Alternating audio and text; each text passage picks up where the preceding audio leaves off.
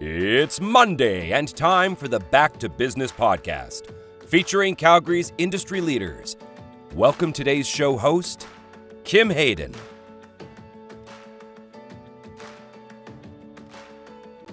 I heard a saying lately, survive till 25.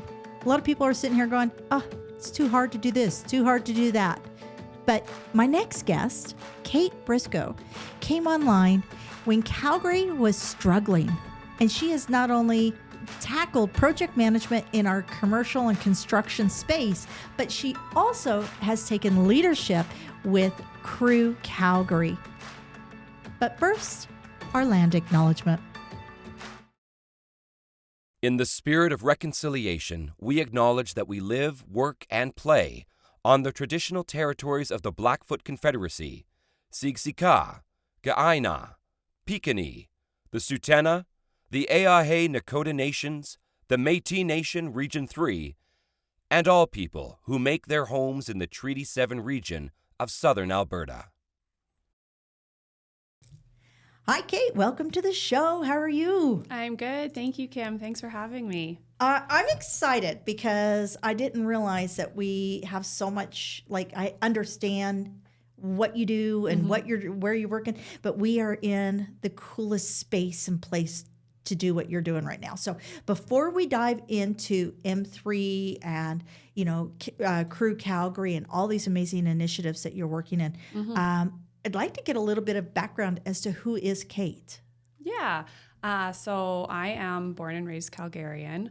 I know a lot of people say that's a unicorn, but everyone I seem to know is from Calgary. Maybe it's just the people I surround myself with, but very, very proud to call Calgary home.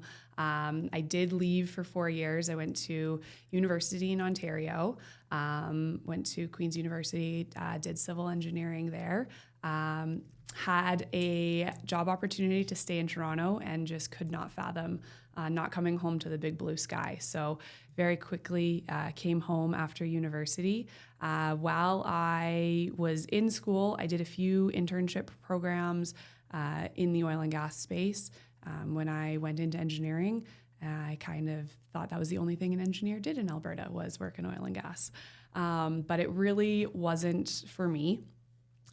Through that experience, I kind of networked my way around the people that were, in my circle and tried to figure out what are the other options for engineers in Alberta. And I got connected with someone in construction, and that really felt like a home for me. The tangible nature of actually building and seeing the product was exciting. So after I graduated, I came back to Calgary. I spent 2 years working on site, on a construction site, building here in Calgary, which I was very grateful to have that experience, boots on the ground, and really learning how does this industry work.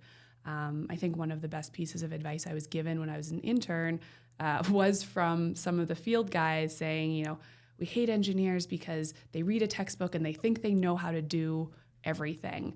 They've never been out on site and they don't get the practical nature of it.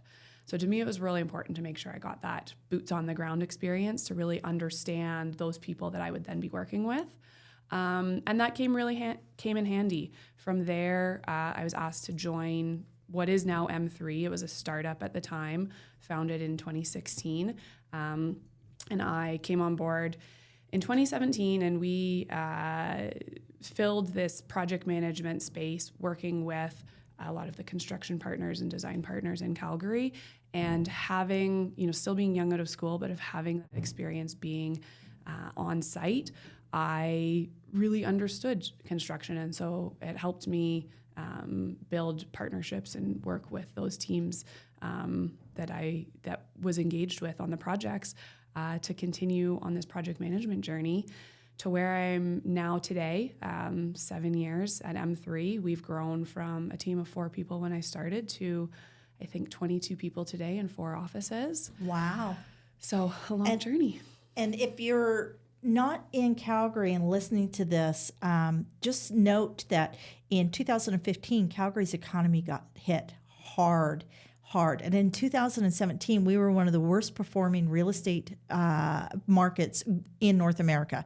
So to see that first of all, female in predominantly a male-dominated space, fairly young, coming out of school, but starting this startup in a time where Calgary was really, we were all sitting here going, is this going to go by the way of Detroit? And that was actually said many times in 2017. But now in 2018, Calgary got smart. Calgary got smart and saw the writing on the wall and started doing some things. So lead me through how you go from, 4, 5, 6 employees in one of the most financially challenging times Calgary's faced since the 80s to 22 employees, and now as basically a global leader in adaptive reuse. And so walk me through kind of your journey of how you see everything moving forward and how you've helped it move to that direction. Yeah, we were really lucky. Well, not necessarily lucky, but also a lot of skill in the way our company was formed was really based off of relationships. And each of the founding partners came to M3 with a lot of experience and a huge network in the city. And that helped us really get our foot in the door and establish a base. The Petroleum Club renovation in 2017 was one of our first projects, my first project, the year that I started at M3. That came to us through relationships, through the industry. And from there, that put our name out there and continued to just be put in touch with people. When we started our company, a lot of our projects, we call them distressed project recovery because people were putting us in touch with projects that had already started. And so that really helped us start to build a name. Our growth over the first few years, we only hired, another team member every half a year. It was quite slow. And then I think it was 2019, we were given an opportunity to bid on the convention center. And we were successful in becoming the project management firm to lead that convention center through design and now through construction. But that was a big project that really put our name out there. And I like to think that we do project management a little bit differently. We're a small firm, we're nimble, and we're relationship based. And I think that's really resonated with the industry and with our clients. We have been, for a lot of years, we didn't have to chase any work. There was just enough little projects out there that through our relationships, things came to us. And in even in 2020, I think about it, we didn't stop. When everyone was working from home, we hired 2 people remotely because projects were still going. Construction didn't really stop for COVID. There was trades still on site figuring out how to work. We still had to deliver projects. And 2021, I think, was a big growth year for us. I think construction lags the rest of the industry by a few years. Yeah. And there had been people who were kind of sitting on some money and maybe thinking about doing some things. And all of those projects started to come to the market in 2021. And so that really was a big year for us. And there was a lot coming out. And we also then in 2022 decided to expand to Vancouver. And Vancouver's a really booming market. There's tons going on out there. So we've seen a lot of growth in the Vancouver market as well. And now just this year, expanding out to Edmonton and have growth out there. So, at the same time as things have been happening in Calgary, we're also growing outside of the city. So let's talk real quickly. I want to touch on Crew and Crew Calgary because I find this fascinating because Crew it's a global organization, correct? It is, yes. Because I know there's a group, I want to say out of Atlanta, that is just really crushing it in messaging and such. But tell us, what is Crew and why or how do you participate within that organization? Yeah. Crew has been I don't want to say a lifesaver for me, but it has been so pivotal to my success in this industry. So for those who don't know, Commercial Real Estate Women's Network, it is a global network with chapters all across North America, predominantly. Started in the United States, but there is now a chapter, I think, in every major Canadian city, and slowly growing chapters across the world. I think we have a chapter in France. I can't remember the one that was just as we're in Mexico, Hawaii. I know it's part of the U.S., but everyone's really excited for Hawaii to become a chapter. I think I know where all the meetings are going to be. Yeah. Yes. So every year they have a convention, and everyone wants convention to be in Hawaii. This year, actually, convention is in Vancouver, which is the first Canadian convention. So we're really excited. But what CREW is, their kind of mission statement is to empower the advancement of women in commercial real estate, which very traditionally was a male-dominated industry. A lot of the real estate deals done with a handshake on the golf course. And so how can women kind of enter that space? And I believe it started as, a small group. I can't remember in what city in the U.S., but they ended up, adding a couple cities and finding other people in different cities. And then that's what became CREW.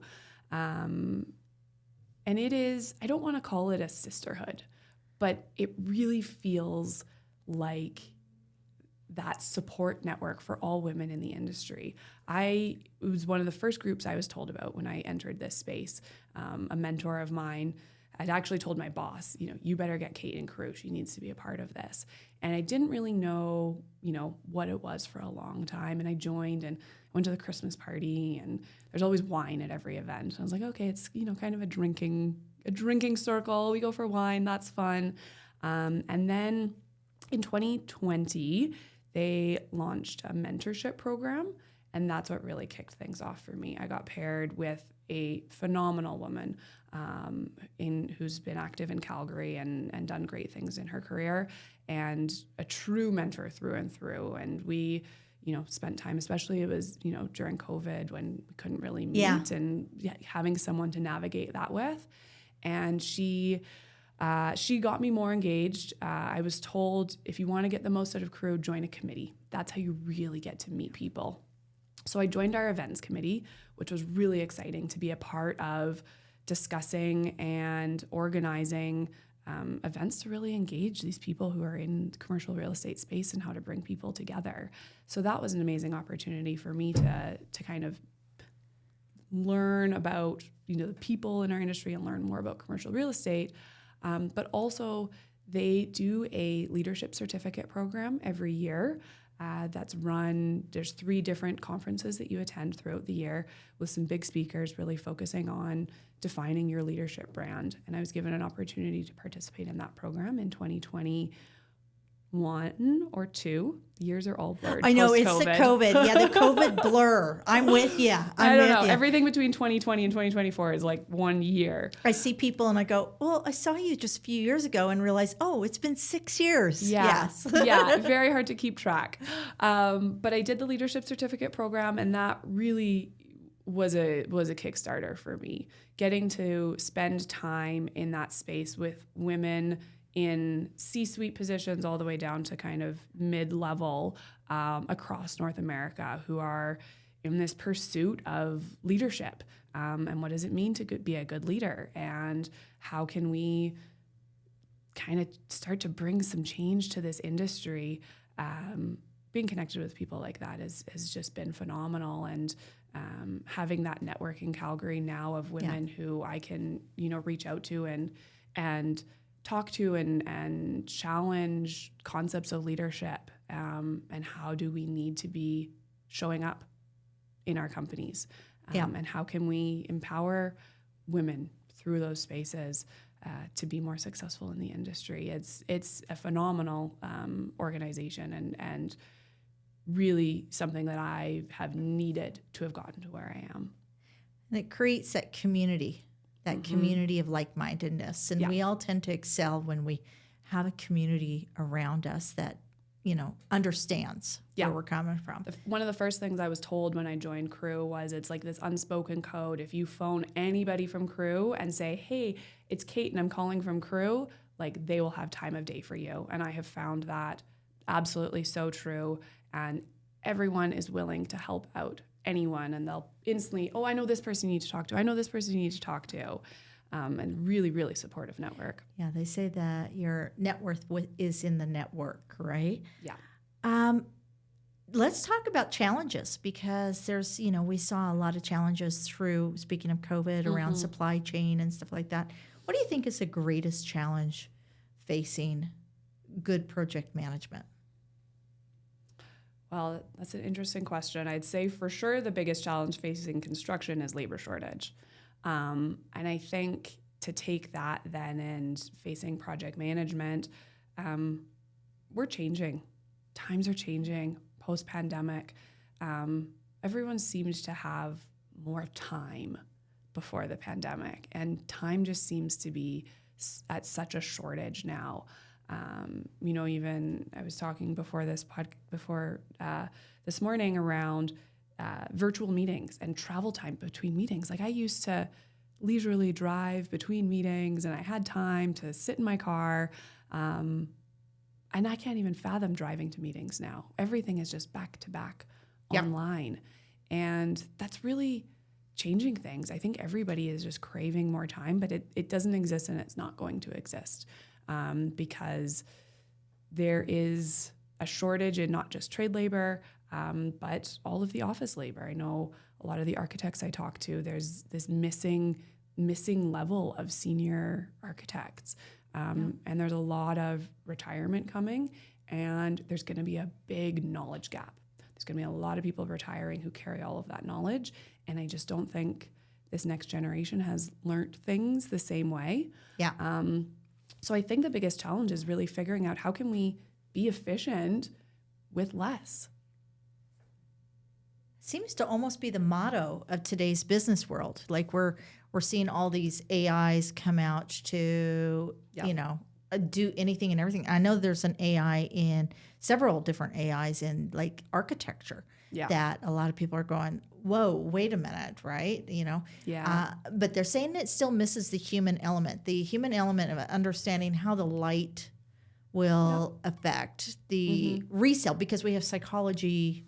Yes. We'll have psychological kind of boundaries around what we will purchase or will live in or do want to work from. And I don't know if AI is quite there in understanding that yet. No. How do you leverage, or how do you encourage people within your field or your office to leverage new technologies? Yeah. I mean, first of all, I think we have to. I know there's a lot of conversation around, oh, AI is going to take our jobs. And I think it depends on the industry.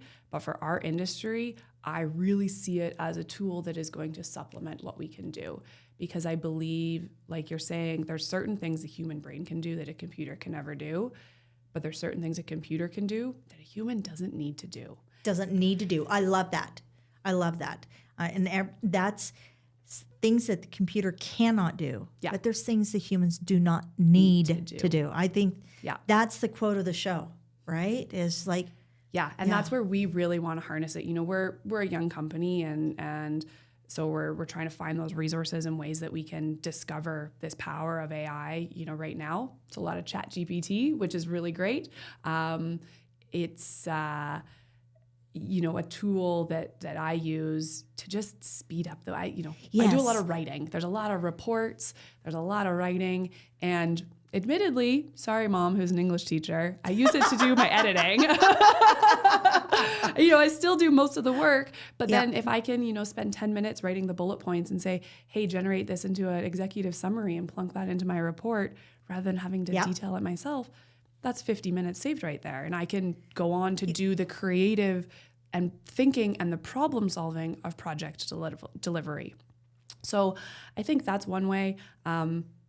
Meeting minutes. I don't know a single person who enjoys doing meeting minutes, but there's a lot of AI tools who are recording those meetings and summarizing them. And again, I think that's not a thing a human needs to do. It's, we were all there, we were all listening, we know our actions. We'll use the technology to just record it because those records are really important. And we can all move on with the things that we need to do. So a lot of the administrative tasks, we're also exploring there's different, we're working with a group here in Calgary. We're just starting talking to them, but they have worked with a lot of organizations on building these AI platforms that can mine data. Yep. A way that could be used for us is, within the pricing industry of construction. And, we work on so many projects. Can you use AI to mine all of that data of our cost records to build a cost database? Or how can you use it to go back through all those, project histories and build that data? So again, a lot of things. You could have a summer student going through spreadsheets and pulling data, but you can also, if you can use a computer for that, now you can train someone to do that problem solving and that piece that, I'm sitting in a meeting with 10 project partners and I can tell there's this tension here and I need to figure out the human side of things, or we need to, think outside the box. Nurture those relationships and those networks and bring that together. I completely 110% agree. Now I'm going to ask you a tough question. Okay, I'm going to put you on the spot because I'd like to brainstorm with you. I believe that with the housing crisis, the housing shortage, obviously this is not a hidden topic because the Canadian government came out with over $2 billion in initiatives in just the last 2 weeks around housing, construction, so forth and so on. But when we go back to what is the greatest challenge, it's getting the crew, right? Getting the people, the boots on the ground. Mobile homes have a bad rep, and yet we use prefabricated and modular products globally, right? You go to Finland, Sweden, Norway. This is a standard, right? And then we hear people in high school, all these high school advisories are going, you got to get a 4-year, you got to get a 6-year, you got to get, a 10-year, whatever. I think my sister did 10 years. No, but how do we start changing the language? Mobile homes or modular products or prefabricated products are not trailer park. And people who swing a hammer are not less than. How can we start changing the dialogue around this? I think it starts early. You hear a lot of groups talking about getting into high schools and even earlier. How do you get to kids early and change that perception around what is success? I know I did go to a high school that was a university prep school. So, that goal was to move on and go to university. But there was a lot of pressure to go to university. There was this, stigma around, well, if you don't go, what are you even doing? And so it is getting into the schools and reframing that perspective. Even I heard someone talking recently about how can you get, maybe tradespeople who are close to retirement in the schools, or people who have started down that technical road, getting a teaching degree and getting them into the schools, because the people who are in the education system went the education route and they did the university. And so how can you get different people in the education world to show people what the other options are? I think there needs to be more connection between industry partnerships and education institutions. We work a lot with SAIT. A lot of our people are out at SAIT doing some talks around the construction industry and getting people more involved. I still work with my high school as an alumni and go in, and they have great STEM programs. They have an engineering program, and so I'm there talking to people about construction. And then I think it's also, I'm not a parent yet, but that's, another key point. I was certainly pushed to go into engineering as, a baseline to do anything from there. But I think it's, how do you get parents to change their perspective and talk to their kids around these other opportunities in trades and seeing it as an equal, if not more successful career. I don't know how you do it. Yeah, and I think that's something that we all need to be talking about on a regular basis, is that reframing the language around things. And I don't know if that language became that way because, I know that in the United States, mobile homes and modular homes were rezoned outside of city limits in many major markets. And I think that was in some ways to control what could be developed by the developers within the city markets. But I think we're at a point now we can't be picky. It's all hands on deck, folks. We have a problem. Yeah, we got to be quick. And I think there's a lot of the whole concept of, the modular home or the trailer that's converted into a home. That's not really what it is. I think it's just this image that people have. You see a lot of it done in interior BC, and you'd never notice. Would never notice that these homes are just stacked modulars. We have looked at it here in Calgary, and cost-wise, it just doesn't quite make sense yet when we've been exploring it. But it's getting there. But the ADU units, those are going to be interesting. So ADU is auxiliary dwelling units, and these are these prefabs that you still have to finish the interior. So a lot of them will come with their shell. Yep. Is there anybody that you're seeing? Because I know that they just put that blanket. A lot of people are not happy about the decision of taking R1 lots to R2 lots. Yeah. But it's all hands on deck, folks. Every person, and if we don't do something now, then Kate's children will not be able to afford housing. These are just facts. And housing is a having your own four walls. And I'm not talking McMansions for everybody. I'm talking about four walls that are your own, right? That's a level of dignity. Absolutely. And I think there's a balance, as with everything, there's a balance. But that higher density in neighborhoods, I look at some of the properties, and, even just in my neighborhood, you've got a single house, and then across the street, you've got, 4 townhomes on the same size lot that's housing now 4 times as many people. And it looks tasteful. Like, it's not. Well, and if we're addressing the parking issues, and I think that's the bigger issue here. And Calgary's done a really good job on its public transit. I mean, I know a lot of people who are a single vehicle home, and they choose to do that. And this is not anything about, are you on the left or the right, if you're green or not green. This is not about saving turtles. This is just like a personal choice. And like you were saying, fewer of us are sitting an hour in our vehicle to get to the next meeting.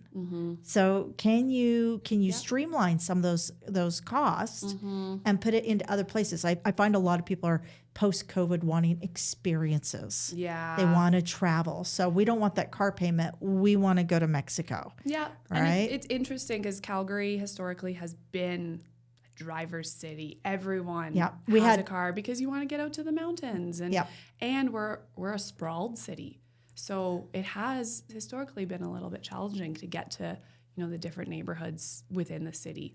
But I also do know a lot of people who they're figuring it out. They're working with their partner to change schedules. And I think it's unfortunate Car2Go left Calgary. I loved that program. Yeah. I thought it was brilliant. It was. Absolutely was. Yeah. I think we will see something like that resurge because we're seeing more of those almost single unit transportation devices, be it drone and be it wheels, are coming. We're starting to see that real focus on that. Now, there's so much we could talk about. I want to close this out. 2 things. So we've touched on networking, and I want to leave that to the very end. But the Calgary advantage and what Canada is doing around initiatives, Calgary right now is being looked at by the world. Where do you see your role and M3's role within people looking for solutions to, I know that Berlin is looking at a 29% commercial vacancy rate. Minneapolis is sitting at like a 26% commercial vacancy rate. And just so people know, when you look at this, if a city is more than 21%, it's now the commercial vacancy rate doesn't work. It becomes a financial boat anchor on the city. What can you and M3 do in order to be the examples, be the people that you can reach out to, because this city is leading the way? Yeah, and it's really exciting to see Calgary on that market. And, you know, we're lucky in the sense that we had a head start on having to look at our downtown core because, as you'd mentioned at the beginning, in 2015, when oil started to collapse and we were losing a lot of business in downtown, people were leaving downtown. And so we already had this challenge that we had to face of how do we revitalize our downtown core. So, you know, pre-pandemic, Calgary had to start looking at it. So when, you know, everybody started working from home and vacancy rates increased, we were a step ahead. M3 was really fortunate to partner with Home Space Society on their conversion of the old Dome Petroleum Tower to what is now Neoma, home to 80 units of affordable housing. We converted that in 12 months. They were successful in receiving first round funding from the Rapid Housing Initiative, from the CMHC, and it was probably the most successful project we've ever been a part of because it was such a meeting of minds. And right from day one, it was, we need this. We're the first people to do this. We've got the best people on the team, and there's no ifs, ands, or buts. We are just doing it. And we charged ahead and really put that project in the limelight of the city. And I don't think we expected to see where that was going to go. Yeah, I don't think we could have known when we brought that project. I mean, City of Calgary, brilliant. I have to give kudos. Anybody who has, poo-poo to the whole initiative of $75 a square foot, getting things moving forward. The reality is we've now circumvented where a lot of cities are now sitting in this do or die scenario. And good on them. When we talk about leadership and networking and everything, because we've talked a lot about that, as a young professional and somebody who's been part of an initiative that's grown, and to get a contract as massive as the new BMO and everything, like, this is incredible. What are the values that you've seen in working with the Calgary Petroleum Club, and what have you learned or grown through, or a connection you've made through the networking opportunities? First of all, huge appreciation to Tony Murray. When I was, managing this project as a young coordinator, she was a big cheerleader of mine, which I think that's a big part of it is having those people who really support you and cheerlead for you. And that's what we had when we, got the contract for the convention center, was people at CMHC really, standing behind us and supporting us. And a lot of what's, helped us is, and in our kind of networking as a company, is, I'd say, meeting clients on their level. For us, no project is the same. Every client is different. Every client needs something different, and meeting them on their level and being able to work with them. We go from the convention center or the Glenbow Museum or the MNP expansion, these big public projects, to then, we're working with a small town group in Vulcan, Alberta on their seniors housing, and they operate very differently and they need very different approach to their project. And so just really being adaptable and bringing that human element into it.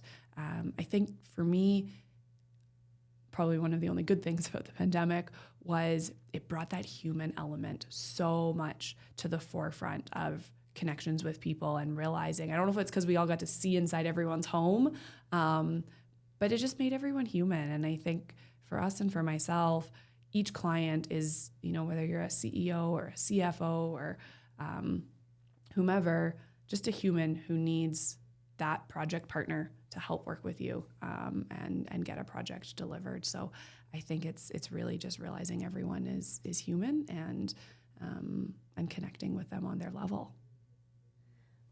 You know, Kate, you've said so much today that I'm totally on board with everything you're saying. That human element. I really appreciate you taking time because I know, as you mentioned, it seems like we just don't have enough time anymore. I promise, folks, all of Kate's contact information is going to be in the show notes. We're also going to dig up and make sure that the crew contact information is going to be in there. So if you're looking to do connectivities, if you are a parent and you've got a 14 or 15-year-old that's pulled apart your toaster and put it back together, even if it didn't work just right, you know what? Take a look at that child as somebody who is a future provider of housing for our masses. We need to all be on board. 250,000 units every month need to be developed over the next decade so we can give every person in North America the dignity of having 4 walls in their own roof. Thank you, Kate. Thank you so much, Kim. Thank you for joining us today on the Back to Business podcast. Be sure to visit calpeteclub.com, calpeteclub.com, to find out more about upcoming events, networking opportunities, and membership. If you are not already a valued member at the CPC, where we are proudly connecting and supporting Calgary's business leaders.